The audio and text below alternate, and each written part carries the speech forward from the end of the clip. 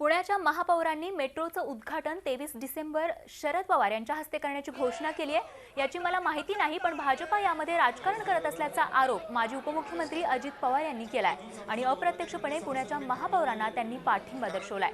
सरकारने स्थानिक सत्ताधारी आणि पार्ट्यांना सामावून विकास कामाचं उद्घाटन करणं गरजेचं असतं, असंही मत यावेळी पवार यांनी व्यक्त केलं। ते पिंपरी चिंचवडमधील इच्छुक उमेदवारांच्या मुलाखतीनंतर पत्रकारांशी बोलत होते। अजित पवार यांनी यावेळी भाजप शहराध्यक्ष रावसाहेब दानवे यांच्या लक्ष्मी वक्तव्यावरही टीका केली। लोकांना खुश करण्याकरता केलेले हे वक्तव्य अंगलट आल्यावर त्या हेतून बोललोच नाही असं म्हणण्याचा केविलवाणा प्रयत्न केला जातोय, पण हे पूर्वी फक्त वर्तमानपत्र असताना चालायचं, आता इलेक्ट्रॉनिक मीडियाच्या कॅमेऱ्यात हे सर्व टिपलं जातंय, त्यामुळे जे बोललो ते टाळता येणार नाही असंही पवार म्हणाले।